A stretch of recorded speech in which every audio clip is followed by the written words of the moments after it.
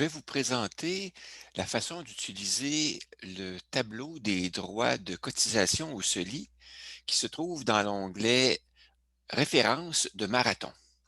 Je vous partage le fichier Marathon. Vous devez voir à l'écran l'onglet Références de Marathon. Je vais agrandir la taille des caractères pour vous permettre de mieux voir. Et vous voyez que le tableau de cotisation, le tableau de cotisation au CELI ou des droits de cotisation au CELI contient un mode d'emploi. Alors, en gros, on a à utiliser ce tableau-là à deux moments lors de la planification financière de retraite. Au début de la prévision et lors de la vente d'un bien immobilier. Alors, à quoi sert le tableau des droits de cotisation au CELI? Eh bien, il sert à calculer quel est le montant des droits de cotisation au CELI qu'on pourrait utiliser au moment où l'on vend une propriété et où on a un montant d'argent qui est disponible qui pourrait être transféré soit dans le compte épargne et épargne non enregistrée ou dans le CELI s'il nous reste des droits de cotisation. Alors, vous voyez à l'écran l'onglet Biens immobiliers de Marathon et vous voyez qu'à la ligne, à partir du bloc à la ligne 32, c'est l'endroit où, après avoir calculé l'ensemble des frais et ce qui nous reste après avoir vendu une propriété, alors on a le montant qui nous revient après la vente de la propriété qui est inscrit à la ligne 29 et à partir de la ligne 32, on voit quel montant on pourrait transférer soit dans le CELI, soit dans l'épargne non enregistrée, à la condition de savoir combien on a de droits disponibles dans le CELI, de façon à pouvoir inscrire à la ligne 34 le montant qu'on va transférer effectivement dans le CELI. Alors, pour calculer ce montant-là, comment Marathon fait-il? Alors, les droits de cotisation au CELI qui nous restent disponibles au moment où on vend la propriété, comme dans le cas de la première propriété, la maison, cette propriété-là va être vendue à l'âge de 70 ans, ici, à l'âge de 70 ans. Donc, à cet âge-là, c'est les droits de cotisation qui nous restent disponibles dans le CELI. Ça, c'est tel que c'est au moment où on a ouvert notre planification financière de retraite. Maintenant, c'est avant d'avoir rempli l'information qui permet de calculer ces droits-là. Alors, on va aller voir ça, comment ça se calcule. On va aller dans l'onglet Références. Dans le tableau des droits de cotisation au CELI, avant le début de la prévision. Donc, on a deux opérations à faire. Mais avant de faire cette opération-là, je vais vous présenter le tableau lui-même, comment il est constitué. Vous avez trois colonnes, les colonnes G, H, I qui contiennent les références aux années de la prévision financière de retraite. Dans les colonnes suivantes, les colonnes J, K et L, on a les droits de cotisation qui sont déclarés par année et cumulatifs et ceux qui sont disponibles. Alors, ces droits-là, je vous rappelle qu'ils sont décidés par le gouvernement et on a l'information dans le budget gouvernemental, quel est le montant auquel on a droit de cotiser à chaque année dans notre CELI. Les colonnes suivantes, les colonnes M et N, nous permettent d'inscrire les dépôts, combien d'argent on a effectivement déposé dans notre CELI ou combien d'argent on prévoit déposer dans notre CELI pour chacune des années. Et également, dans les colonnes O et P, les retraits annuels et cumulatifs dans le CELI. Je vous fais remarquer que la prévision financière de retraite dans ce cas-ci, elle commence, si on regarde ça dans l'onglet décaissement, elle commence en l'an 2015. Alors, si on se réfère au CELI lui-même, le CELI, on a le droit de cotiser au CELI depuis 2009. Donc, ça veut dire que qu'est-ce qui se passe pour les années avant la prévision et qu'est-ce qui se passe à partir du moment où on a la prévision? Mais c'est deux comportements différents. Pour ce qui est de la partie qui est avant la prévision, on doit indiquer dans la colonne M, quels sont les droits de cotisation qu'on a réellement utilisés, combien on a déposé à chaque année dans notre CELI. Et ces montants-là, si vous avez utilisé les outils que je propose, entre autres l'outil qui s'appelle bilan et ratio, dans cet outil-là, vous avez un onglet qui s'appelle CELI, dans lequel vous avez normalement déjà inscrit les informations sur les dépôts et les retraits que vous avez fait dans votre CELI à chaque année. Donc, vous pourriez les récupérer à cet endroit-là. Ou encore, si vous le connaissez par cœur, vous pourriez les recopier directement. Alors, supposons que dans notre exemple, à nous, on a utilisé à chaque année, avant le début de la prévision, donc avant l'année 2015, tous nos droits de cotisation. Alors, qu'est-ce qu'on va faire? On va donc inscrire les montants. Alors, pour aller plus vite, là, je vais les recopier. Je vais copier les droits de cotisation que j'ai utilisés. Alors, pour chacune des années, donc avant la prévision, j'ai utilisé tous mes droits de cotisation. Et parce que je les ai inscrits, comme je fais d'habitude, lorsque je remplace une formule par un montant dans Marathon, j'inscris que j'ai fait le remplacement et je l'indique en surlignant en jaune pour indiquer qu'il s'agit d'un montant que j'ai modifié et non plus d'une formule.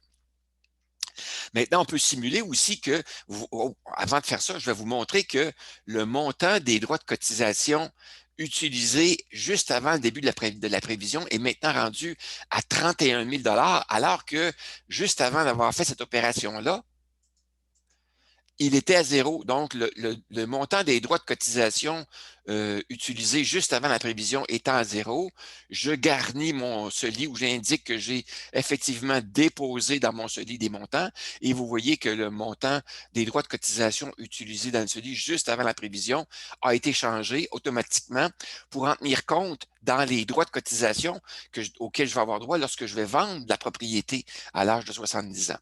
Maintenant, on peut simuler aussi que une de ces années-là, on a vendu, on a retiré des montants du CELI. Mettons qu'une année, on a retiré 5 300 de notre CELI. Alors, vous voyez que le montant a été mis à jour. J'inscris donc, je surligne en jaune pour indiquer que j'ai modifié une formule par un montant. Et on va aller constater dans l'onglet immobilier, qu'est-ce que ça a changé? Alors, dans l'onglet immobilier, nos droits de cotisation au CELI sont maintenant rendus à 37 800 par rapport à ce qui était avant au début, lorsqu'on a pris en main avant de remplir le tableau des droits de cotisation. Quel était le montant qu'on avait avant de remplir le tableau des droits de cotisation? Bien, on va simplement reculer en arrière. On va reculer à la situation avant d'avoir déposé. Donc, avant d'avoir déposé, le montant auquel on avait droit, qui était dans l'onglet immobilier, c'était 63 500. Mais comme on a calculé, comme on a ajouté des montants, ce 63 500-là a été modifié et il reste maintenant 37 800 qui est disponible à 70 ans au moment où je vais vendre la propriété. D'où vient ce montant-là, 37 800? Ben, il vient de notre tableau des droits de cotisation. Vous voyez qu'à l'âge de 70 ans, c'est effectivement 37 800 qui reste de disponible dans le CELI. Donc, c'est ce montant-là qui a été reporté dans l'onglet immobilier ici.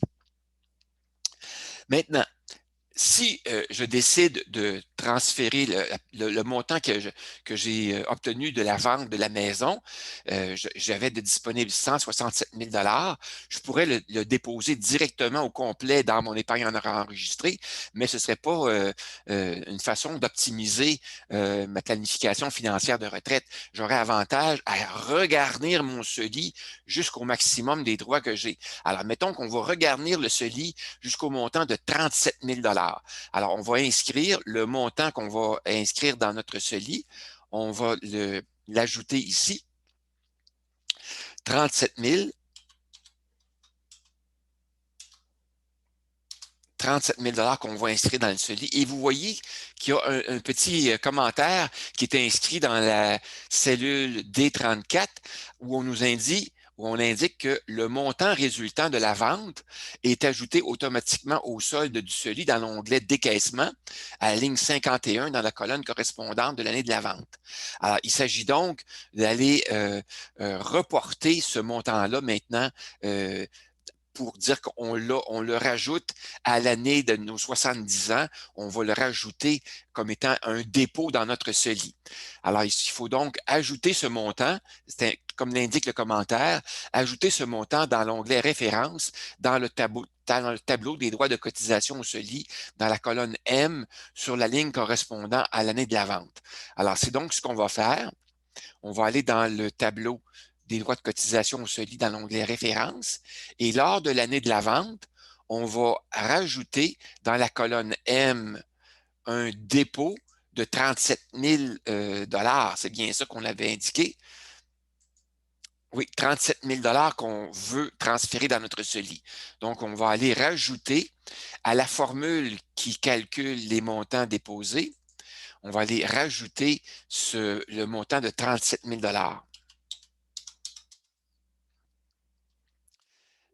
Oups, c'est ça, j'ai comme une petite erreur. J'ai oublié d'ajouter le plus. Donc, plus 37 000 au bout de la formule, ce qui fait qu'on a déposé pour cette année-là 42 000 Maintenant, vous voyez que pour toutes les années de la prévision, il y a déjà des montants qui sont inscrits. D'où viennent ces montants-là? Eh bien, ils viennent de l'onglet décaissement, parce que dans l'onglet décaissement, on peut avoir prévu dans la prévision, avoir déposé de l'argent dans le CELI, comme dans ce cas-ci, on a prévu dans notre prévision avoir déposé à chaque année un montant de 5 000 pour toutes les années de notre retraite. Donc, le montant était déjà inscrit dans notre tableau des droits de cotisation. Tout simplement, le montant qui était dans l'onglet décaissement a été reporté automatiquement ici. Donc, on a notre information qui est à jour. Maintenant, une fois qu'on a inscrit à la ligne 46 à l'âge de nos 70 ans, on a inscrit le 42 000 ben, le fait d'avoir inscrit ce montant-là, ça va affecter le montant qui reste dans les droits immobiliers. Alors, vous voyez, avant, on avait 37 800 et il ne reste maintenant plus que 800 Donc, c'est correct. Notre transaction est bien faite et c'est bien calculé. Maintenant, pour qu'on puisse, là, on dit qu'on l'a inscrit dans le CELI, mais il faudrait aussi, lors de la vente, tel qu'indiqué dans le mode d'emploi à partir de la ligne 20, lors de la vente d'un bien immobilier, on a deux opérations à faire. On doit inscrire le montant dans l'onglet immobilier et l'ajouter dans la colonne M. C'est ce qu'on a fait. Mais maintenant, pour voir le résultat, est-ce que ce montant-là a vraiment été ajouté au CELI? Comment est-ce qu'on peut le constater? Bien, on va aller voir ça dans l'onglet décaissement. Alors qu'on voit que donc à l'onglet, à l'âge de nos 70 ans, le montant qui a été rajouté, c'est 42 000 dans notre CELI. On va aller voir ça dans l'onglet décaissement, comment ça s'est produit, comment ça a été affecté dans l'onglet décaissement. Alors donc, dans l'onglet décaissement, je vais agrandir la taille des caractères pour que vous puissiez mieux voir. Alors, vous voyez que dans l'onglet décaissement, on a pour chacun de nos comptes l'information, mais un peu plus bas, on a l'information concernant la vente des biens immobiliers. Alors, pour la vente des biens immobiliers, pour chacun des biens immobiliers, on en a 3 qui sont déclarés. On a une ligne qui nous permet d'indiquer le montant transféré au CELI. Donc, ce montant-là, ici, pour le premier bien immobilier, ce montant-là est à la ligne 84. Pour le deuxième bien immobilier, il est à la ligne 96, le montant transféré au CELI. Et pour le troisième bien immobilier, il est à la ligne 108. Alors, pour ce qui est du premier bien immobilier qu'on a vendu à l'âge de nos 70 ans, à la ligne 84, si on va un peu plus à droite, on voit qu'à la ligne de nos 70 ans, un peu plus ici à droite, à la ligne 70 ans, on voit qu'il y a effectivement un montant de 37 000 qui est inscrit sur cette ligne-là et qui, on s'attend à ce qu'il soit reporté dans le solde de notre compte CELI. Alors, on va aller voir qu'est-ce qui s'est produit dans le compte CELI. pour l'âge de nos 70 ans. On va aller voir ça. Le compte CELI qui est décrit là, à partir de la ligne 51 dans l'onglet décaissement. On va aller voir ça. Alors, on voit que pour la colonne 70 ans, le montant qu'on a dans le solde est de 263 000 et l'année auparavant, on a 205 000 Mais qu'est-ce qui s'est passé entre les deux? On a d'inscrit un dépôt de 5 000 qui était le dépôt original, mais le montant de dépôt en surplus n'a pas été ajouté dans cette ligne-là. À quelle place a-t-il été ajouté? Il a été ajouté grâce à la formule de calcul du solde qui tient compte des montants qui sont inscrits aux lignes 84, 96 et 108 qui correspondent aux lignes où le montant transféré dans le CELI découlant de la vente d'un bien immobilier est inscrit. Donc, le montant est récupéré dans le solde, même s'il n'est pas ajouté dans les dépôts. Alors, c'est fort intéressant et ça se fait automatiquement. Voilà, c'est que la façon dont ça fonctionne dans l'onglet référence et le tableau des droits de cotisation. Maintenant, si vous décidez de ne pas utiliser le tableau des droits de cotisation, de ne pas le remplir, de ne pas vous en occuper, bien, la contrepartie de ça, c'est que l'information qui va être inscrite dans l'onglet immobilier à la ligne 33 ne sera pas bonne. Donc, vous ne pourrez pas vous y fier pour inscrire le montant des droits de cotisation que vous voulez transférer, le montant à transférer dans votre CELI après la vente d'un bien immobilier. Ça va vous obliger, si vous voulez le faire, à faire vos propres calculs. Ça risque d'être compliqué, tandis que là, maintenant, tout est calculé automatiquement et les calculs sont vérifiés, donc c'est plus facile. Moi, je vous suggère d'utiliser cette fonctionnalité-là dans votre planification financière de retraite et vous avez deux moments où vous devez l'utiliser. Au moment où vous débutez votre planification financière de retraite pour garnir votre CELI selon ce qui a été réellement le cas avant le début de la prévision, et ensuite au moment où vous vendez un bien immobilier. Alors voilà, c'était la façon d'utiliser le tableau des droits de cotisation au CELI.